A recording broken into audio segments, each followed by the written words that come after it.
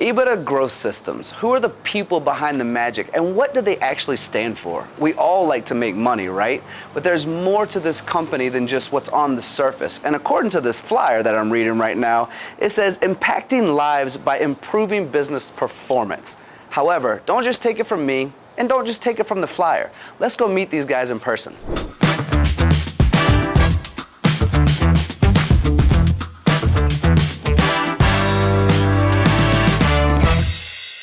Welcome to Shop Rescue. Machinists are amazing technicians making incredible products, but they don't always profit like they should. These are the stories of shop owners who are making the leap from surviving to thriving. This is Shop Rescue. We're here in beautiful Golden, Colorado, home of EBITDA Growth Systems, the Profitability Experts. So whichever one of you would like to start between, Dave and Mike, let's give a brief, rundown of how you can help people. At the time, the company was called Scaling the Exit, and the premise was that we're going to help baby boomer business owners get prepared for a sale, because 70 to 80% of baby boomer business wanted to fund their retirement with the sale of their company, but less than 28% of them were saleable. So I wrote a book called Scaling the Exit, and I developed a program to help these companies increase their profitability and therefore their valuation. And my background as a machinist, tool and die maker, sold my company in 2010, went into corporate America, kind of grew up and just learned more and more about the business, had some people really invest in me. And then I'm talking to Mike. And while this is going on, I still owned the last company. I've owned 9 companies in the last 30 years, or 9 divisions. And this last company is kind of hanging on to, and I paid for a coaching service. And because I had a partner back in Indiana and I was here. And the coaching service was 17 miles wide and about an 1/8 inch deep. I couldn't stand that. So I talked to Mike and I'm like, what do you do? Tell me about this. And he's like, why don't you join me? And, because he says it almost like a joke. Why don't you join me? I'll take a guy like you. And I'm like, really? A lot of truth and jest, right? All right, yeah, that's exactly right. So I got this company. I'm like, I kind of go home, work some numbers. I'm like, I can totally do this. Even if I don't make much money at all, I can totally do this. And I'd be doing what I love to do. So he had Scaling Exit. And I'm like, Mike, why don't we come alongside companies, but make it 18 inches wide and 17 miles deep? Really, really make a difference. And we came up with the name of the company, and then we came up with the mission to impact lives through improving business performance, and just kind of hang on that. Dave and I met for lunch because I kind of vet clients before I take them on, and Dave and I hit it off. I ended up working with his team for about 1.5 years, and he says, hey, I'm kind of done with what I'm doing now, man. I want to come and join you. And to my surprise, there was Dave. I'm ready, man. Are you ready? And I was like, yeah, I guess I'm ready. Right? And all of a sudden, it's like, yeah, we have a full coaching platform, right? So talk about exiting baby boomers, but you also have people that have a company they want to sustain. Like, hey, I own a company, but I want to spend 6 months in Florida. And Mike's like, I got clients that spend 6 months in Florida and 6 months at the plant. It's like, cool, that's sustaining, right? But then you also have, our first client was totally in growth mode. He ran a VP at a bank. I'm going to buy a machine shop, be a machine shop owner. He wasn't in sustain mode or exit mode, man. It's growth mode, the capital intensive, diving in, trying to grow a shop fast. You got employee turbulence, you got the whole thing, right?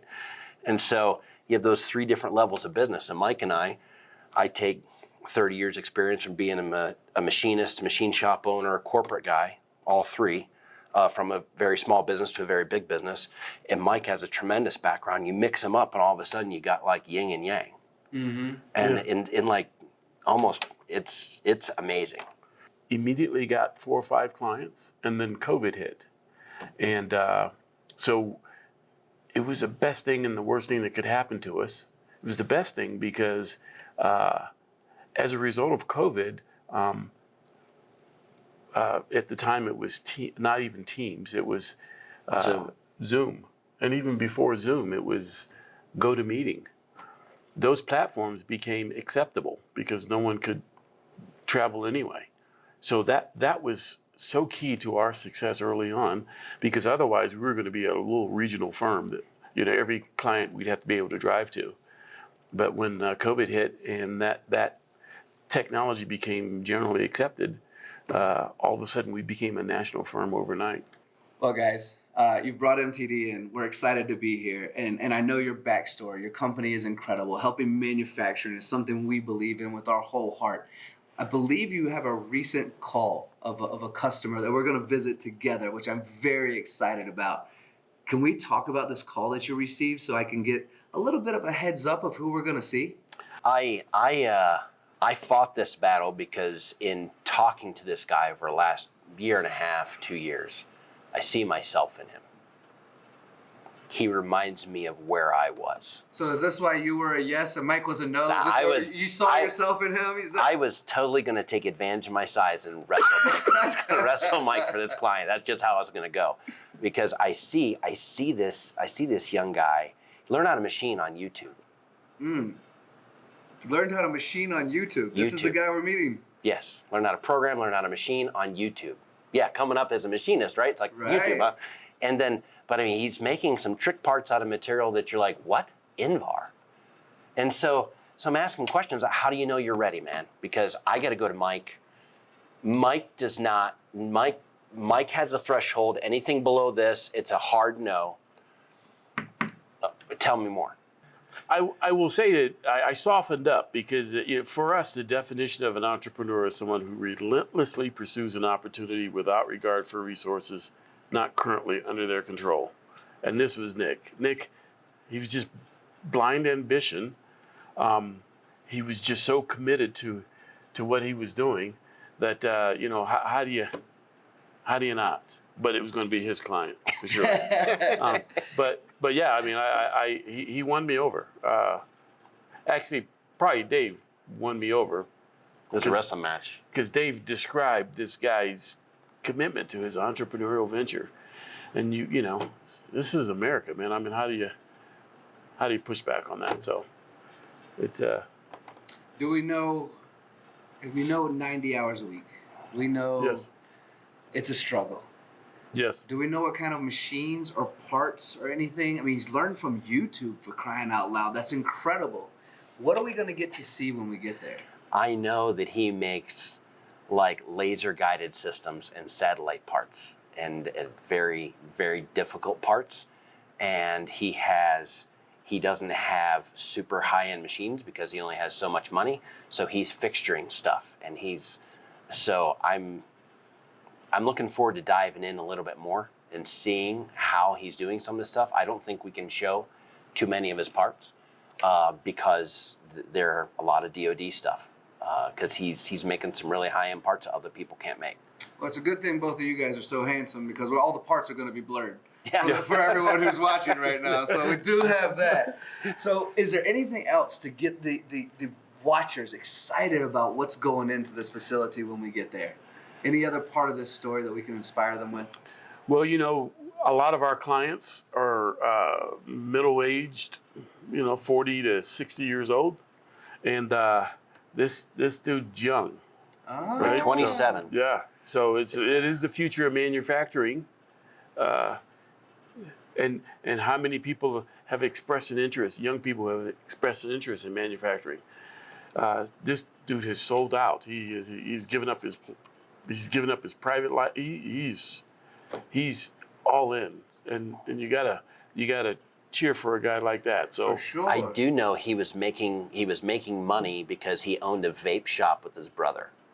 At the same time? Yeah, so his brother would run it, right? And so, but I think that's how he was making money, because he wasn't making money at the shop because he so.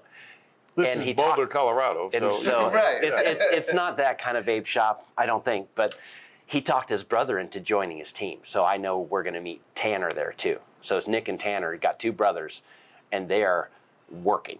I just know that they're working, and I think a very light week is 80 hours a week for them.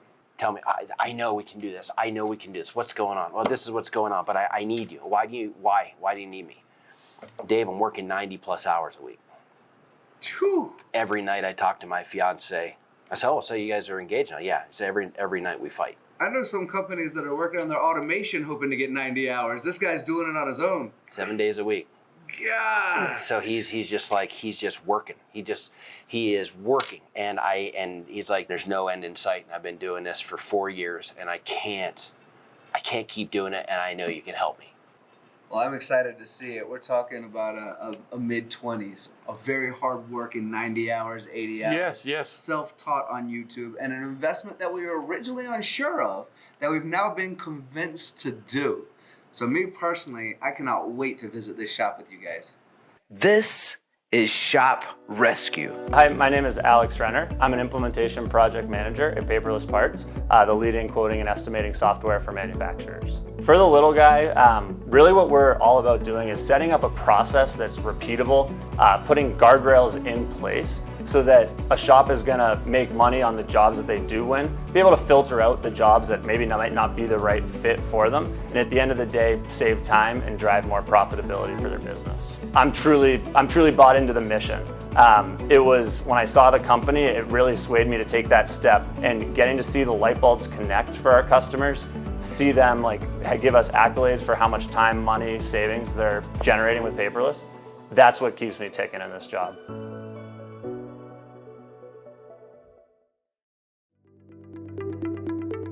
A short drive later, Dave and Mike are ready to chat it up with the Preece brothers at Preece Machining and Assembly in Boulder.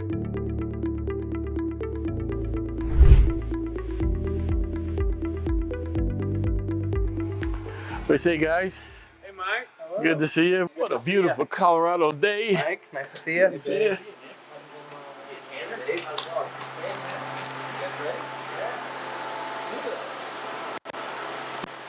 Man, did you Come on back. Let's go. Yeah. Well, cool, dudes. Yeah, This is the shop. got Old Glory over there? Yeah. So This is great. So what do you got going on here? the whole idea is we've tried to set it up so there's some kind of flow. So we're trying to get material, general receiving in, and then just store material here. Is that this opens? Yeah. Yeah, We, you get- we get deliveries here, and then basically we store everything over here. And we're trying to create a flow such that material can kind of move through the shop as it gets more finished. Okay, Really trying to okay. build out like a process. Everything's traceable. Yeah, well, we're trying Oh, to yeah. build out a process that makes it super simple to get Okay. stuff made, right? So we've got people cutting here, we find all your material, and we're doing our in-process check bins, which Okay. sit right here. And so those are going to find. So it goes in quality and comes out and ships here. Yep. Yeah. Waits for outside processing here, final shipping Well, here. shipping's kind of in the back, but yeah, it We'll ends get- up shipping out. We'll get to our main shipping shelf here. Okay. Let's walk this thing with the tool. Yeah. So back here, where everything is. Got your CMM? Yep, got the CMM, got finished parts, and we also have, so this shelf right here, I think we skipped past that shelf. That shelf right there is gonna be outside processing, things that we're still working on. In here this needs to be inspected. Okay. And so, Different stages of inspection. Yep, Then you got the Mitsui CMM. Mr. Toyo, yeah, the MyStar, soon to be hopefully upgrading. Yep. Nice. Yeah, What are you moving to? We're moving to a Krista Apex. Krista Apex, Very nice. slightly shorter, You have, but bigger. you have an articulating head. Yeah. Yeah, I got 5-act full scanning. So scanning is constant contact with the workpiece. You got a PH10A. Right. PH10 was the SM25. So that scanning head is super neat because it can generate like a point cloud on a 3D surface or a diameter or Nice. more than just a couple of points. Like we're going to take 1,000 points if you take a long time without a scanning head. Now you can just drop it in there. You have somebody know what they're doing on this thing? We really do. Yeah. Sean has been absolutely awesome and pretty much carved a path for this whole. Who's driving the quality thing? Is your HR clients pushing you?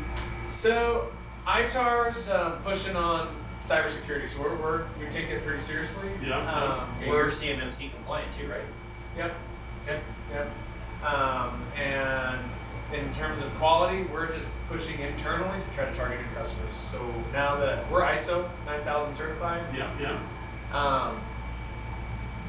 now that we've kind of started with ProShop, we're going to be doing AS, and our AS audits actually in June. Like this month, to yeah. September. Absolutely. Really? Yeah. Nice. Yeah. So Yeah, shoot we'll for This AS. next couple months, you'll be Yeah, we'll be AS on this. Give you the opportunity to pursue a whole different, Yeah. Well, in this area, it's really obvious that they want you to have that. on the front range of Colorado, Yeah, absolutely. Yeah. So really, with what you have and how you're fixturing, you can make so many different wild things, so many different wild materials. You Yeah. showed me your in bar. yeah. It's like our And you niche. can measure it. Yeah. Yeah. So if you can't measure it, you can't make it. After the nickel tour, the group finds a quieter place to talk shop.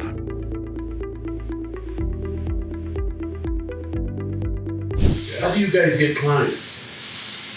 We have tried to. We could do better. We do have a decent website. We get almost all of our clients come to us through our website or word of mouth. Okay, cool. And so we put a lot into our website, but we could always put more in. That's kind of what I've learned. How many quotes do you average? I mean, how many quotes do you average in a week on average? In a week? I'd say maybe 10 or 15. 10 or 15 maybe. 10 or 15 quotes a So week. what's your win rate? How often do you win quotes? Like 99. Too often. 99% of the time. Almost every time if we send a quote, we're kind of preparing to win it. How many quotes a week? 10 or 15. 10 or 15. 10 to 15 a week. Winning 99%. Yeah, You or guys, just Yeah, just 99% win rate. yeah. I mean, So that's that can you talk causes. through that for them for us? So okay, let's use hypothetical numbers. If you pay a guy, say you have labor at $30 an hour, what are you billing for labor? we're. I don't really know. We don't really have it granulated out. So I guess I would imagine the way we built it was some kind of markup on labor, some kind of markup on machine time, and that's what we're trying to do. And so it would average out to just a little over $30 an hour, pretty much, you know? Hypothetical numbers. Let's, Micah, I'd love to go through costs and ask some questions. Do you have something you want to go over before that?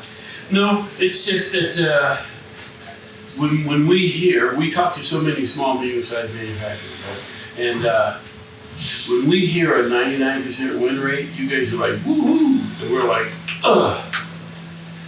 We want you to be down at a 30, 35%. 50, Maybe 50. maybe 50. But it's hard for you guys to even fathom only winning 35% of your work. But if you're winning 90% of your work, 99% of your work, you're smoking deal. You got to be a smoking deal, and that's having a disparate impact on everything. Yeah. So follow me. So if you had a 50% win rate, means you win some and your competitor wins some, which means your pricing is really close to what the market will bear. So it's important that you're pricing yourself at market rate. If you're winning them all, it means you're way below market because you have no competition. Yeah. If you win about 50%, it means you're pretty close to market rate. If you win about 30%, it means you're a little higher than market, but your skill and the difficulty of the work that you have carries that value. Yeah. Right? So you kind of start around that 50% to understanding.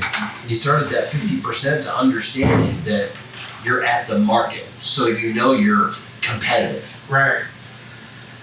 I know. So we've talked about this a lot, and I think at some level there's like, this is gonna sound weird, but like an imposter syndrome kind of thing going on with me. Like when I first started the business, it was very much like, I can't believe people aren't giving me work.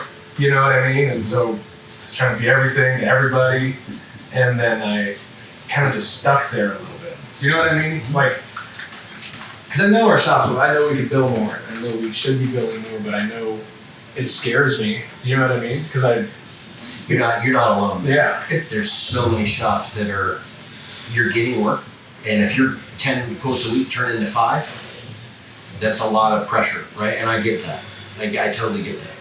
But the thing of it is, if you're charging market rate for 5, you'll make as much revenue as you would for the 10.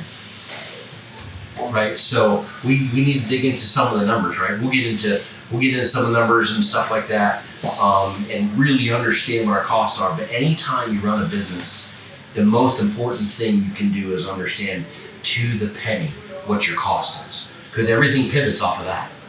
If I'm charging, and just using hypothetical numbers, if I'm charging $30 an hour, but my costs are $48 an hour, or 58 or 68, we're seeing in the industry, where average costs are between $75 and $100 an hour. Cost. Mm-hmm. Especially for a shop making difficult parts. So knowing that that's industry average, I have a gut feeling where you are compared to the market.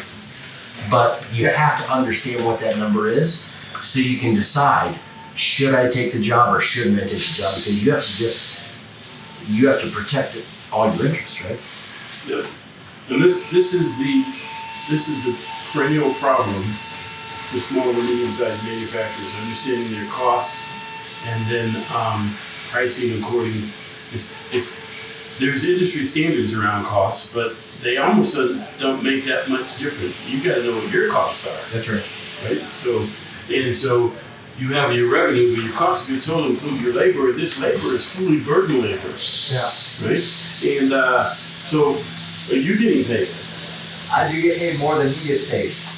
But probably not market. No, probably not. So how many hours do you get paid for a week? 40. So I was like, you said you work 7 days a week. Yeah. You only working like 5 hours a day? No. Do you count your hours? I do, yeah. So Does since that hurt? yeah, it sucks. Yeah. But it's something that like I said, I love this business and love what we do, and so I'm invested in it in that sense. And me and him both have like a goal of building this into something that's bigger. And so I think we both have been willing to take that hit for a while. I know he's probably taken it more than me. How long have you been here? A year? Me, I've been here for 2 years. You've been doing this just shy of 6 years. Yeah. So the first 4 years, you just were grinding. Mm-hmm. Yep. Yeah. And you guys had like a business outside of here together, right? Well, it's primarily his shop. Yeah. I own like a small retail location in Louisville that he owns a percentage of. And so I've been doing that for a while. And I had 2 small retail businesses, and I've kind of walked away from that a little bit to come here. I like it better. I like what I do here better. So that's going to be an opportunity for us. We'll spend more time talking about your labor. Yeah. Because you guys are not capturing all your labor. You guys are eating it. Right? They're running it. They're working on it. They're trying to run it. That's a gut feel, but I'm going to ask more questions. In terms of your material, you guys are probably putting an RP out to your material vendors and getting pricing back. But we'll talk to you more about putting a fee on your material because you guys are handling this stuff. Mm-hmm. Right? I need to ask a question. Yes. When you have labor, you have the dollar per hour, right? And then the employee pays Social Security. Then you have to match that Social Security. Mm-hmm. And then you have benefits. You have to offer benefits to your employees. We offer healthcare. Okay, so healthcare on top of that. And then you have workers' comp insurance you cover. Do you roll all that into what you bill for labor? Nope. Okay. Labor has so much going on. Yeah. A lot of people think, hey, I pay someone, I'll just keep using the term $30 an hour. Sure. I pay someone $30 an hour, so that's my cost. Yeah. But really what we find is it's usually 1.35 or 1.5 times that number is really your true labor cost. Right. And a lot of people don't know that. And so machine shop either boils down to a penny, they put the thumb in the ear and say, I'm going to bid this, or I know so-and-so bills this much an hour, so I'm just going to start here. I don't know why I'm starting here, but I'm just going to start here. Yeah. So, so the answer isn't always that we got to raise our prices. Right. But we certainly need to make sure we're making money, right? And so in order to do that, we have to understand our costs. So we have what we refer to as direct overhead, but that's going to be your machine. Do you guys charge a specific hourly rate for your machines? I think we do. Since we got the ERP system, we've worked it out inside. what ERP system are you using? ProShop. Okay. Yeah, It's a good system. Good ERP it's system. awesome. I'm glad you have that because that means we start looking at some real data. Yeah. Yeah. It's Yeah, you got to be recovering machine costs because in a scenario where you had 50 machines and 3 people working, certainly your cost is more than the 3 people. sure. Yeah. Oh yeah. The indirect labor is you guys are also supervising your team. So you're making parts, that's direct labor, chargeable work, and then you're managing your team, which is indirect labor, and we have to capture those costs as well. Your consumables, you guys charge for your tooling? Do you build that into your pricing? If it's highly specialized and expensive, if it's What about standard? If it's just standard, standard, likely not, because we likely have it. And it goes so far across it. Yeah. Like, so the way we've standardized our machine tools is we have all the same tools in like the first 10 pockets. Smart. First 12 And pockets. Yes, but you have to pay for those tools. no, we do, and so I'd say there's like a small amount in there, but it's not like on every job we're building for like this end mill, this face mill, this end mill. No, Because we understood. can't do that, and so Understood. we're accounting for it. Like obviously we're buying new tools, but not probably like we should because it's so hard. Considering that we're short run. yeah short run, so it's gonna be used again. Yes. So if we have yes. to buy a tool for your job, But we're adding. But it, yeah. if you didn't have a 1/2 inch end mill and it's a standard tool and you need one for this job, you gotta buy it. we would, but we have a management system on the tooling, and so we don't I use saw the that. system. Yeah, But if you didn't have one in the machine and you had to replace it, you'd have to put one in the machine to use it, right? it has to be. Yeah, of course. So we are paying for it. We just don't know how to do that because we can't say, okay, every customer's paying for every end mill, and we can't say. No, we Do understood. you know what I mean? That's Yeah. kind of the challenge we ran into there, and so it's specific tooling. Certainly Well, work we've through built that. in tooling cost into our overall. Yeah. Into our overall quoting. Yeah, Right, so and we almost feel like that's a.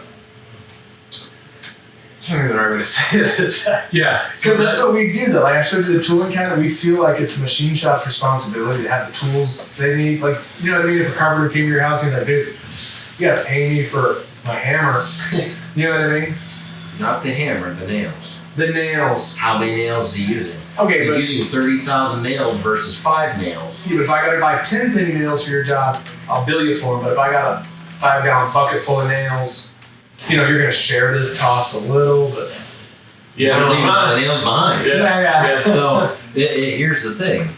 Tooling is a consumable. yeah. And so Yeah. you really have to know, if I have a 1/2 inch end mill and it lasts an average of 3 jobs, Right. every customer should pay 1/3 of that end mill. Sure.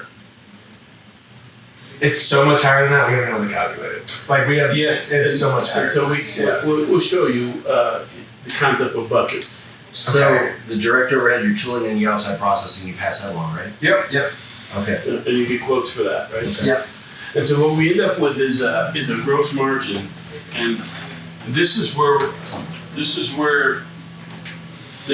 your leverage is in the gross margin. And so when we have our calls, we'll spend 2 hours a month talking through sales, marketing, and then finance, and we'll start to trim this data for you.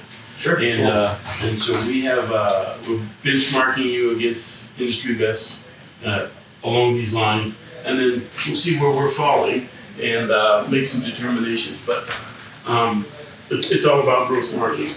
Yeah, this I have a friend of mine, his name is Jason Ray. He started a company called Paperless Parts. I know you've heard about it. I know you have a card over there.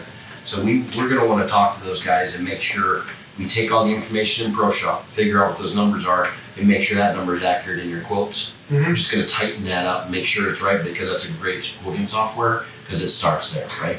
So we will probably engage those guys and get those guys rolling too.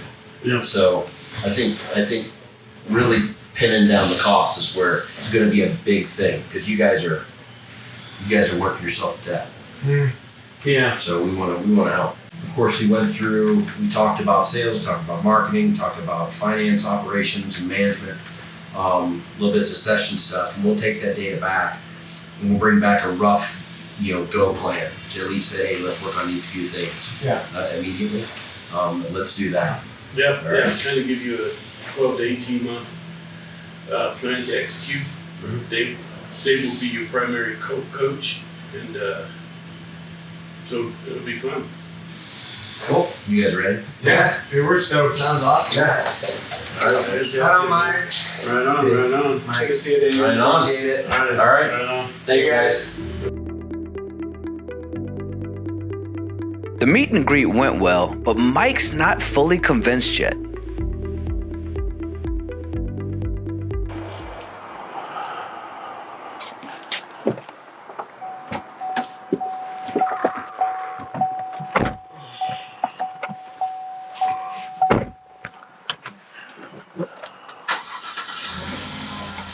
I'll tell you, Dave. Well, I feel good about it. What do you think? I don't know, man. What do you mean you don't know? I still have the same concerns, man. I mean, so, for us to meet our brand promise and our mission statement, you're gonna have to spend a lot of time with these guys. Yeah, but that is our brand promise. That's why we do what we do, though. We don't come in and help people that don't need help. You know what I'm saying? I mean, I do, but it's on you, man. I mean, it's going to take a lot of your time. You're going to be calling them at night. You're going to respond to calls at night. You're going to be freaking driving up here. I live right down the street, and I'm committed. We commit as a company, but I can't get around the way I feel and how I'm reminded of the things that I struggle with, and I know we can help him. And I think he's going to listen. His life sucks. Yeah. His life is rough. It is not going well. He doesn't have time with his fiance. They're fighting. So I don't want to call myself a fixer, but we got things to fix. And if we bail on him, who's going to help him? This is Shop Rescue. Hello, I'm Eric Goglitz, VP of Sales with Aerox Technologies. We're a manufacturer of mist collectors. What made me really excited about this project is the fact that mist collection isn't always looked at as a product that makes you money. We wanted to participate and support the shop because that's not a product that they may go out and buy, having financial hardships possibly, and we want to give them that ability to have a clean, safe work environment. So I really hope this show opens eyes of the owners of some of these other shops that may be struggling, to show them that there is a way to do this correctly. Instead of trying to do the bare minimum for the lowest cost possible, you can bring up your quality and charge the price for it that you need to. Well, boys, that was a visit, and we learned a little bit. Do we think we can help? Well, I do see a young man who's totally committed. He's not going to bail on us. Like if we jump in the foxhole with him, he's not going to run back out. So I want to say that about him. He can do it. Yeah, he can do it. And Tanner's going to be our biggest ally. Because Tanner's going to help Nick get there. It's not going to be easy. No, not going to be easy. That could be a succession issue there. Not so much that Tanner would take the business from Nick, but rather the two of them they're going to have to. We got to work that out. Yeah, we got to work that out. They have a couple things they have to work out together. Because that could be something that really, that's an unknown that we got to bolt that down first. Yeah. Well, you guys have a lot on your plate. You've already said. So I'm going to leave you to it. I'm going to head back and wish you guys luck, and I'll see you again soon, all right? All right. Thanks, guys. Appreciate Tony. it. Dave, we have a classic problem. Or he has a classic problem. It's a classic example. It's he doesn't understand his cost. And he's trying to outwork his cost. You know what I'm saying? Exactly. It's like his cost. I want to do it on this so we can take it down. His costs are here, right? His pricing is here, but his cost is actually here, right? So what happens is, this is an 8-hour block, so he has to run this all the way out here and work 16 hours to meet his cost. That's why all the hours are coming from. Do you hear what he's doing with Tanner? No. Tanner gets paid X for 40 hours. And he works and then he has to clock out. And then he works another 40 hours for free to help him out. Did you hear that? Did you hear that part? I didn't hear him So say he's that. getting 40 hours out of Tanner. So he's doing that to Tanner too. Yep. And he could do that to his brother. Well, kind of, because his brother's getting frustrated about it because the brother wants the ownership. They want to have the ownership conversation, and that's tense. Yeah. An employee would not do this. An employee... No, they get more than 2 employees and there's no recovery. So, the pricing, here's the problem. If I may, the pricing for the product that he's running... That's the market value. That's the market value of this product is here. Yep. So you really, I mean, you have cost and market value. He's sacrificing 3-4x. But he's afraid. He's afraid if he actually charges what he's supposed to charge, because I think intuitively he knows he's supposed to charge more. Tanner does. Tanner knows he needs to charge more. Tanner's like, hey, we're doing this way too cheap. And Nick's like, yeah, but we got to keep the customer. We got to keep the customer. It's exactly how I felt. Yeah. It's exactly how I felt. But this here is a loss. It's such a huge loss. Yeah, he's losing about $35 an hour. Yeah. So he has tax, he has insurance. What else is he missing? Yeah, but those costs are, the labor is what's killing him. Yeah, the labor, all the extra stuff that he's covering for labor, his labor cost. Yes. Because he basically, if you have somebody and you pay that person $30 an hour, he's literally billing a straight $30 an hour. So what else is he missing? You got taxes, you got insurance. Benefits.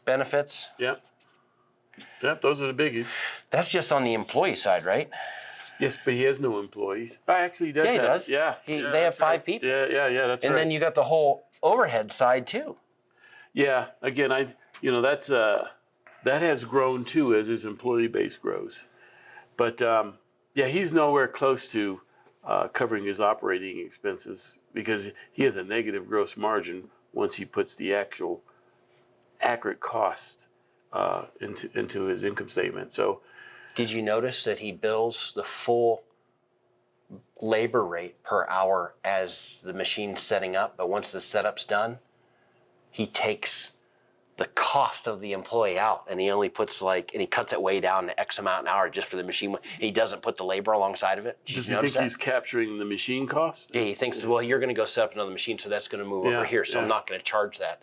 So his labor rate actually, not to oversimplify, does this when the job's actually running. Yeah. So which means you have to work even more hours. So we got to fix this. This is number one. And we get to this by understanding your cost and really doing a good market rate survey on what those type of parts sell for and explain to him what competitive in that market means. It does not mean this. Right. And once he understands that, we're going to have to leverage Tanner's hunger for, hey, I think we're way too cheap. And we're going to have to get him there because he just wants to do a good job. I know, but I think if we can get the financials to tell that story, he will understand what we're saying. Mm-hmm. I mean, it's just math. Mm-hmm. It's not going to add up for him. The fear level is right here.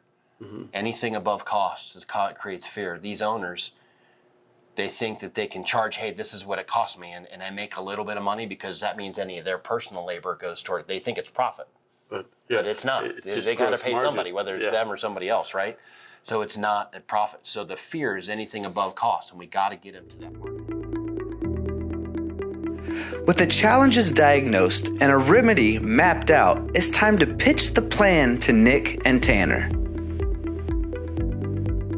So,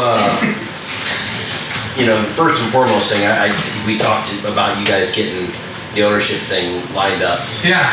Do you guys have that taken care of yet? Pretty much do. Not fully. We haven't gotten it on paper. You guys made sure that was a big deal last time, and so we haven't gotten it on paper yet. But we've kind of reached an agreement. Is it fair? I think so. There's going to be some give and take. I think I couldn't settle with something that I wouldn't be happy with, and so it's probably not market. Just straight out of honestly, it's probably not. But I couldn't live with selling a chunk of it for what we were talking about originally. So the situation was that you have your brother working more than 40 hours a week, but there's no compensation for the extra hours. Whether that's profit sharing or equity ownership or whatever, and so that really was an issue for us, and I think it was an issue for your brother, and we feel like that's very central. to your longer term success. We do too, and I think maybe we were coming at it from a perspective of, like, when Tanner first started working here, obviously it wasn't like, all right, let's talk about how you earn 25%. So there was some amount of like getting there, and then, in my opinion, kind of showing that you want to be interested in this. Okay. And so that's kind of, I think, where that came from a little bit. And what do you think about that? I think that's accurate. I think didn't come here the first day I started working for you expecting to have anything. Yeah. Right. And so I feel like by working as much as I am and doing as much as I do, because I do basically everything that you do minus a few things. And so I don't know. I just felt we had talked about it as time went on, and I think now it's something that we're talking about more seriously. And I never expected anything coming here the first day. No, we know that, but I think we've come to an agreement that we can both agree on. It's probably What kind of time frame? over 5 years. Well, it kind of depends on profits, I guess. But I mean, it could be as quick as next year. You know, it's a cash deal, and so the deal is Tanner's going to get some kind of profits, and as he earns, he can basically buy a percentage of the company with those profits. Are any of the extra hours he's working going towards that?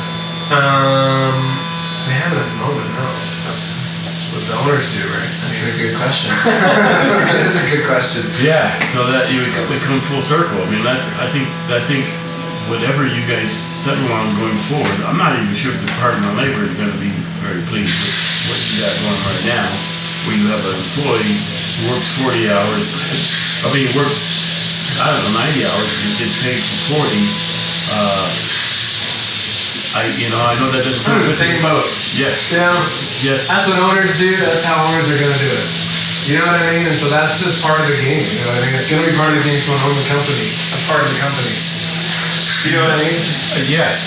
But in the scenario where you own, I don't know, 75% ultimately, but right now 100% or 95%, he owns 5%. Mm-hmm.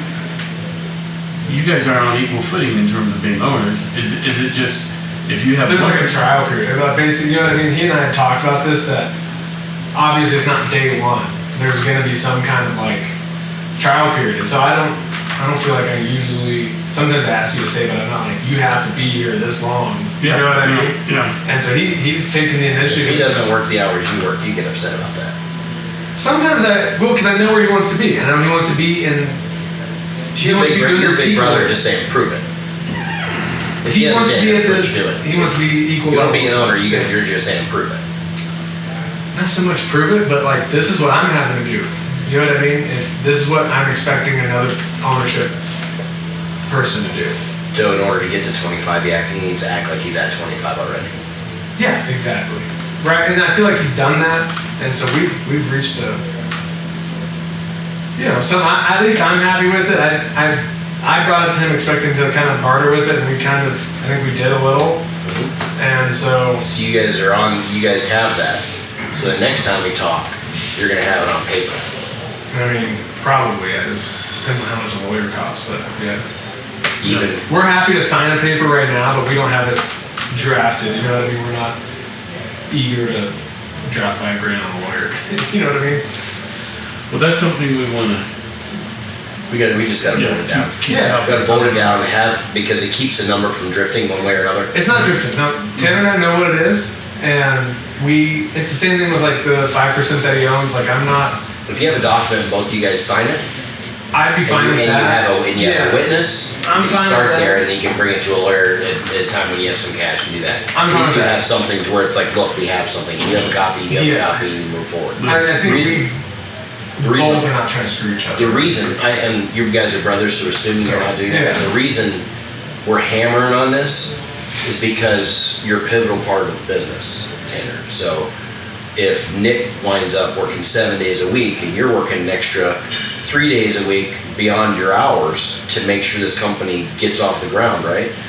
So when we did calculations, you have 40 hours of work, right? And if you're billing, I'm just gonna use a fictitious number, if you're billing $50 an hour, but it costs you $100 an hour, you have to work 80 hours just to break even. The extra hours you have to work are compensating for the pricing. gap because we notice a significant pricing gap because of all your other costs, the hidden costs, you know, the outside cost around labor, the outside cost around, you know, your material. You have a 10-inch piece of material, but you have this, but you might have a scrap piece that rolls into that. You know, you have different insurance, your different overheads, your machine cost, making sure that's right. As we boil this down, we're gonna start pulling this information together. First thing is addressing the pricing. Yes. Because you guys are literally, you guys are afloat because you're literally outworking your pricing. Yeah. So honestly, and when we said this in our first meeting, if you charge market rate, you can work half the hours and make the same amount of money. Right. And the market will bear that. Well, that's something we've definitely had arguments about. Yeah, that's the truth. The market will bear it, and you won't have a 99% win rate. Yeah. 50%. That's an affirmation that the market will bear, you know, your market rate. This is Shop Rescue. Hi, I'm Tiffany Bryson. I am the Business Development Manager for the Americas for Blaser Swiss Lube. So Blaser Swiss Lube is a cutting fluid company. We have our headquarters obviously in Switzerland, but we have our US headquarters in Goshen, New York. Dave gave me a call. He was talking about a job shop. They need help. And when they need help, we want to make sure that we as a community and as an industry are there to support them and do anything it takes to make sure that they are killing it. We want to help these smaller shops because their success is our success, right? And then you watch them grow. They buy more coolant, we're able to help them. I mean, it's a win-win for everybody.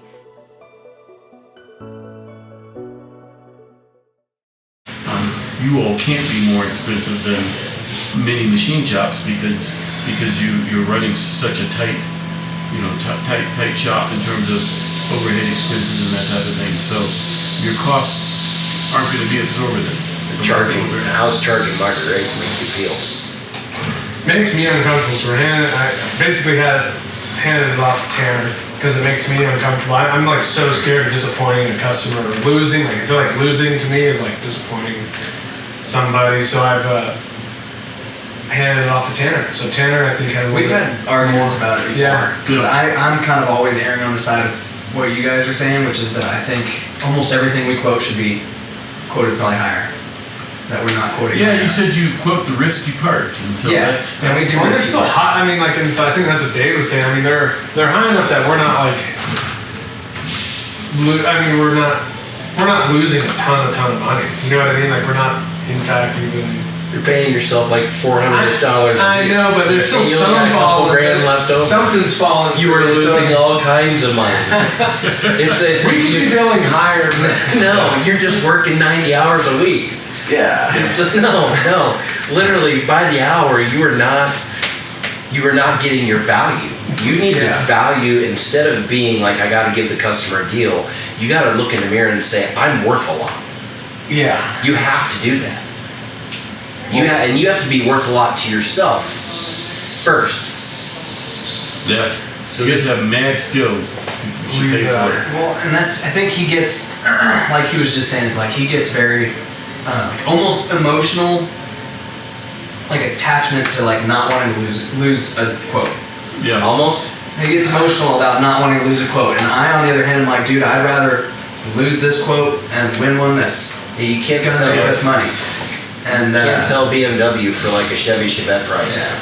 Yes. So. And what's your on-time delivery? Well, we're shooting for 95%. What are you experiencing, do you think, in terms of on-time delivery? Probably, I don't know, higher than that. Soon we'll have actual I would say. for it. Yeah. You'd say higher than 90%? Higher than 90 for sure. Yeah. Yes. So they're making that's good parts on time for super cheap. So you're giving the client everything. You're giving them quality, you're giving them delivery, and you're giving them price. And you don't have to do that today. There was a time, perhaps, I would argue you never have to do that, but the market was tighter. The market's not that tight anymore. And Dave and I don't feel like it will be tight for the next 3 years. So gotta make hay. So if you were selling Coca-Cola and you sold a can for a penny, who would buy Coca-Cola from you? Everybody. How long would you stay in business selling it for a penny? Not extraordinarily long. So that's an extreme. That's not exactly what you guys are doing, but the concept is you're making high risk, difficult parts, difficult material. You have a ton of skill, and you're willing to do whatever it takes to get a good part out the door. On top, working Sunday night at 11 o'clock at night. You're willing to do that to get a part out on Monday. Yep. How many times have you done that? Every Sunday. Every Sunday. So stop for a second. We know shops that do the kind of work you do that are getting over $300 an hour for some of that work. Just hypothetically, Right. if you were getting $300 an hour, which I know you're not, how much money would you be saving? Way more than we are. Yeah. So you need to understand what the market value is for what you're doing. So pricing is going to be something we're going to have to work really closely with, right? And we have a lot of exposure, so we have an idea of what parts go for. We don't know exactly, right? But we can tell you if you're low because we have a lot of exposure. We work with a lot of shops across the United States. So we don't share any of that information. We don't share any of your information, but it's something that you guys need to know from a cost standpoint. We need to boil down your cost, and we're going to get that nailed down. We got all your financials. You sent us 3 years of financials. We got that over to Bernadette. She's building her financial model. We can look at really what your cost per hour is, and we're going to really get down to that on the finance call. So, and from there, we're going to have a standard margin that you need to make, and we need to bid your hours and your overtime hours in there to see, okay, what your real cost is, right? And so if you were paying yourself what an owner should be making in your position and what a person should be making in your position, what would your cost be? So you have to add all the free stuff that you're giving the company, you need to add that into the cost because it's effort, right? And then once we understand that on the finance call, then we can pivot there on a margin, hey, what kind of margin we want to start with. And then you can decide when you quote the part, hey, am I going to give the customer a deal and only charge a 20% margin versus a 30% margin? I'm talking gross margin. I'm not talking net profit, right? Right. Because you still have to pay for insurance, you have to pay for your rent and all that stuff. All the stuff that if you close the doors and send everybody home, you still have certain bills you have to pay, right? So all those are not that. So we're talking the number above that. Yeah, so we'll figure that out. Yeah, I think when you guys see that financial model, and you see what your bogey is, right? Where you're accounting for all your costs, and you have a target gross margin and a target operating profit, then how much runway, how much revenue you need to generate. And to Dave's point, at a proper price point, you guys will find out that your scheduling is not, 7 days a week. Your scheduling may end up being 5 days a week. Maybe 50 or 60 hours in that 5 day week, but wow, we can hit the numbers that we want in a week, in a regular work week. In a regular work week. Imagine that. And you got to get this. You're getting married in a couple months. You got to get this under control before then. I know. I'm going to be all over you to make sure that your dog knows who you are, and so does your wife. That's something I cannot let you make the mistake I made. Yeah. So, and I promise you, this business is not worth more than her. No, I know. Yeah. Effort. Your effort needs to go toward that. So it's something we got to do. And on the sales side, right? Once we have costing, and then we have a direction we're going to go. Now we can start targeting these markets, getting our ISO 9000 or AS9100, start targeting a few other customers. I know you're talking to Paperless Parts. Maybe we're going to get, and you're deploying some blogs. You're getting more active in social, so people know who you are. And it's going to be really, really important to leverage that to try to pivot on some other sales, right? Yeah. Give your customers competition. Give your customers competition. We like that. Yeah. So. And then sorry. Go ahead, Dave. And I think, and then we'll dig into the pro shop data.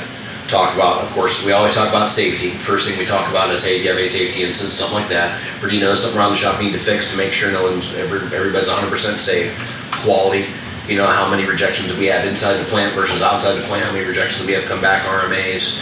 Delivery, what's our on-time delivery? We're going to talk about that. and then talk about efficiency. Hey, I bid 10 hours, did it take 10 hours? I bid 6 hours, did it take 6 hours? I bid 50 hours, did it take 50 hours? And not only that, then we're gonna say, the beautiful thing that you have about Pro Shop is we're gonna say how many clocked hours you have. You know, you paid 5 people to work 40 hours. Do you have 200 hours logged in Pro Shop? So you wanna make sure that you have all the time. Are you collecting 100% of the data? Because efficiency is tricky. I bid 6 hours. It only took 6 hours, but Jose was here 8 hours. What happened the other 2 hours? He wasn't logged into anything. So we look at earned hours and how that works. So that'll be the operations side. And so what are we missing? I think that's it. I think that covers everything. I think for our next, our planning period, which is 12 months, it will cross fiscal years at this point. But we have some goals and objectives we established for you, for the next 12 months. Many of them are around profitability for you guys. You guys aren't afraid of working. That's not the name of the game. The name of the game is profits. If it was, I'd already won. You did win that award. You won that award. You won the effort award. But it's time to get the reward that ties into the effort. Right? So that way you guys can do something special with this for yourselves and for other people here in the organization. Well, let's let these guys get back at it. You guys good? Any questions? Any concerns? Nothing for me. Nothing really. We're excited. So you're going to take the quoting. So Nick, I have started. He's already taking on the quoting. I'm gonna start handling quoting and hopefully shoot that up a little bit. So good deal. Hopefully within reason. Within reason. Well, all that cash, you guys gonna have a super Christmas party, and we'll expect to be there. Right on. Thank you guys.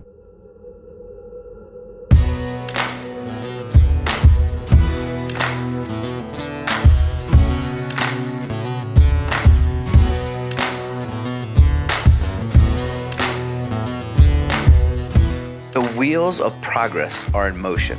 Can Dave and Mike get this shop on track? And more importantly, can Nick and Tanner keep it there? Find out next time on Shop Rescue.